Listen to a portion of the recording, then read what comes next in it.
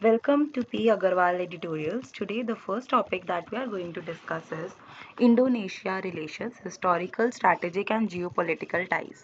तो सबसे पहले हम बात करेंगे हिस्टोरिकल सिग्निफिकेंस की। तो हमारे एंशियंट भी टाइज रहे हैं because of trade, cultural exchanges, फिर हिंदुइज्म के कारण, फिर हमारे वैदिक स्क्रिप्चर्स और संस्कृत वर्क्स जो यूसेज थी उसके कारण भी इंडोनेशियन कल्चर के साथ अलाइनमेंट रही है। सॉलिडारिटी अगेंस्ट इम्पीरियलिज्म, तो इंडिया ने इंडोनेशिया को सपोर्ट किया था to fight against the Dutch colonialism.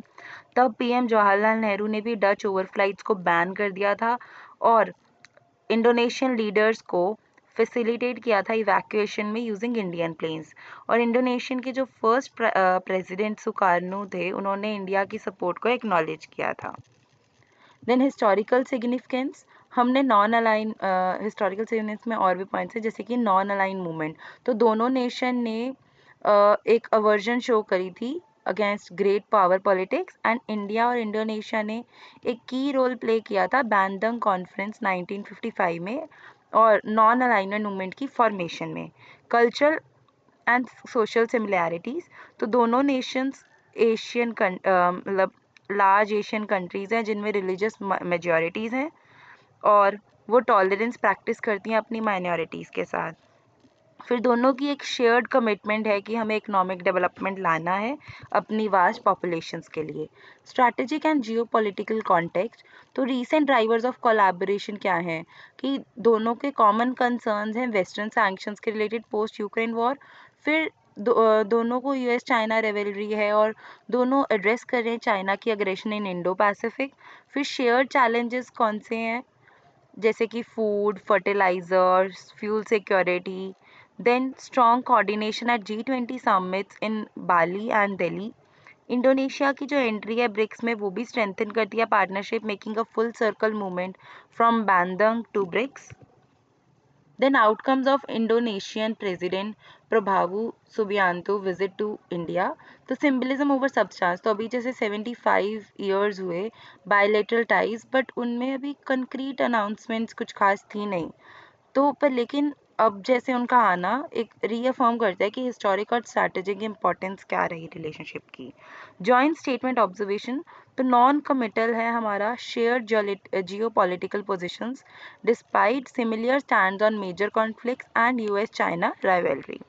फिर हमारा एम्फेसिस ये रहा है कि हम फ्यूचर कोलैबोरेशन करें विदाउट कंक्रीट स्टेप्स आउटलाइन।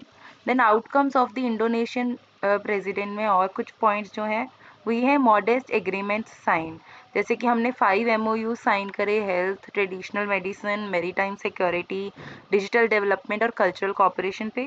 हमारा कमिटमेंट रहा कि हम डिफेंस कॉपरेशन को स्ट्रेंथन करें, हालांकि अभी इस पे कुछ खास अपडेट्स नहीं हैं जैसे कि सेल ऑफ ब्रह्मोस मिसाइल पे या फिर progress on Sabang port project and Aceh Andaman connectivity initiatives. Opportunities और वे फॉरवर्ड क्या है कि हमें symbolic importance of the Republic Day invitation, तो इससे इंडिया और मतलब इंडोनेशिया के जो टाइज हैं वो स्ट्रेंथन करने का इंटेंट दिखता है दोनों नेशंस में। और नेक्स्ट फेज ऑफ टाइज क्या रहेंगे कि हम शेयर्ड हिस्टोरिकल, कल्चरल और जियोपॉलिटिकल अलाइनमेंट लाएं और strategic defence, trade connectivity, regional security उस सब में कॉपरेट करें। Next is an enduring commitment to the Indo Pacific, तो ट्रम्प का जो सेकेंड टर्म था उसमें इंडो पैसिफिक पे क्या फोकस किया गया। सिग्निफिकेंस ऑफ द रीजन, तो पहले तो ये सेंट्रल है यूएस स्ट्रैटेजिक प्रायोरिटीज़ के लिए बिकॉज यहाँ से ग्लोबल ट्रेड, सिक्योरिटी और स्टेबिलिटी की काफ़ी ज़्यादा इंपॉर्टेंस है। रिन्यूड फोकस था deepening of defence, economic and technological ties with like minded Nations. फिर क्वाड का रोल क्या रहा, तो स्ट्रेटेजिक जो ग्रुप है US, India, Japan and Australia, इसको हम क्वाड बोलते हैं और इनका एनहांस्ड फोकस है रीजनल स्टेबिलिटी पे और चाइना का इन्फ्लुएंस काउंटर करने में। तो इनके जो फॉरेन मिनिस्टर्स हैं कोऑर्डिनेशन के, उन्होंने ट्रम्प की इनॉग्रेशन भी अटेंड करी थी। Then rebranding to Indo Pacific, तो पहले जिस रीजन को हम एशिया पैसिफिक कहते थे उसको अब इंडो पैसिफिक कहने जाने लगे जिससे इंडियन ओशन का भी जो चीज़ है, जो शिफ्ट है उसमें इम्पोर्टेंस इंक्लूड हुई है। तो फोकस क्या है कि सी लाइंस ऑफ कम्युनिकेशन जो है उनको सिक्योर किया जाए और हम मैरीटाइम चैलेंजेस को साथ मिलकर एड्रेस करें, काउंटर बैलेंस करें चाइना का growing influence in the region. Then structural changes in the US defence policy. हम जो यूएस पैसिफिक कमांड था अब उसको यूएस इंडो पैसिफिक कमांड बोले जाने लगा 2018 में। फिर स्पेशलाइज्ड यूनिट्स बनी department of defence for Indo Pacific alliances. Then revival of the Quad. तो अब ये मिनिस्ट्रियल लेवल डायलॉग तक एलिवेट हुई है अंडर ट्रम्प्स लीडरशिप। फोकस होने लगा है मैरीटाइम सिक्योरिटी पे, supply chain resilience and technological cooperation, institutionalised as a fulcrum of 21st century geopolitics. Then अब कॉन्टिन्यूटी अंडर बाइडेन एडमिनिस्ट्रेशन। तो स्ट्रेंथनिंग ऑफ द क्वाड, तो फर्स्ट एवर क्वाड जो leaders summit है वो 2021 में हुआ, जिसका ब्रॉडन एजेंडा ये था कि हम vaccine, climate change, critical technologies और इंफ्रास्ट्रक्चर डेवलपमेंट पे फोकस करें। Introduction to the Indo Pacific economic framework. तो इसमें जो स्ट्रैटेजिक फोकस है वो इकोनॉमिक इंगेजमेंट पे भी लाया गया। Emphasis on rule based order and inclusive development. Prospects under Trump 2.0, bipartisan consensus. तो यूएस का जो इंगेजमेंट है इंडो पैसिफिक में वो बाय पार्टीशियन सपोर्ट एंजॉय करता है और पॉलिसी कॉन्टिन्यूटी को इंश्योर कर रहा है। Sharpen focus on hard power.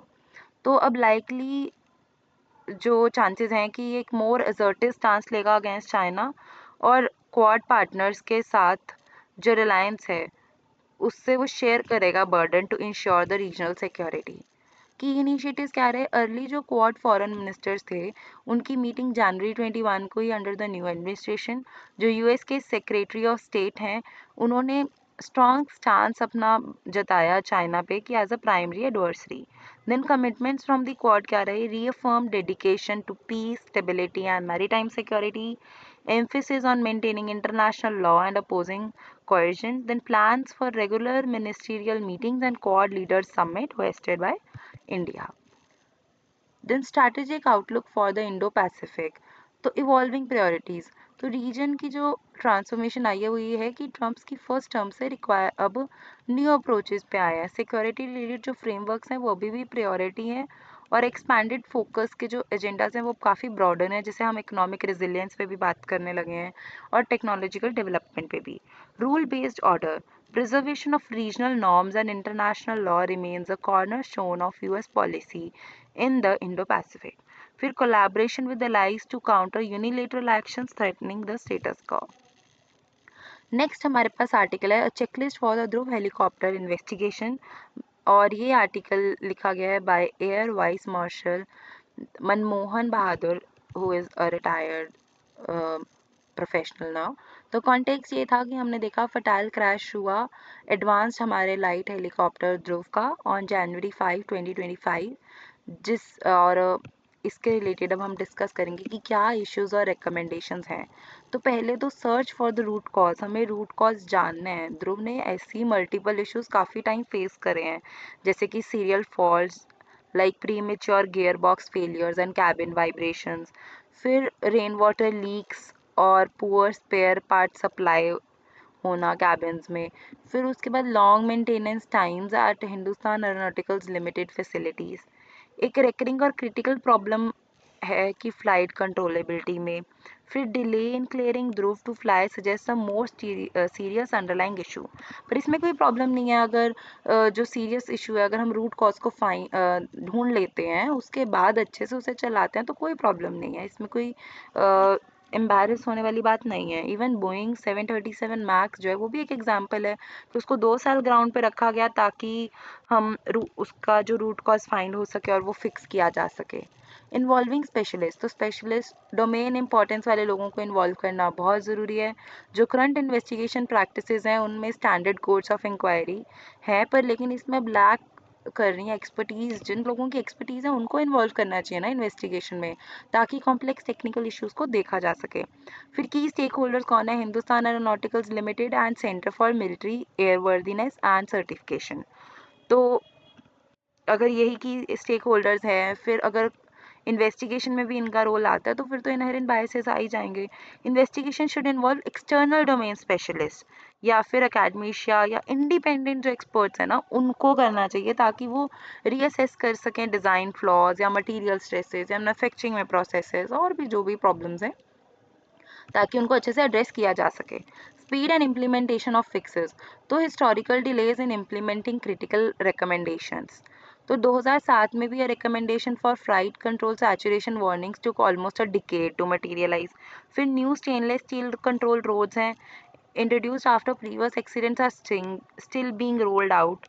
फिर faster implementation of safety measures is essential to prevent further accidents। अगर हम इतना ही टाइम लगाते रहेंगे तो उनको सही करने का भी कोई इतना ज़्यादा फायदा होगा नहीं हमें।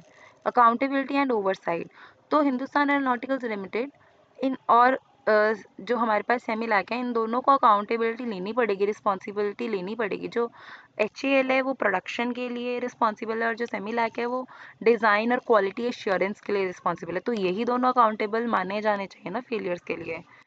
Semilac should also include flight test crews to improve its evaluation processes।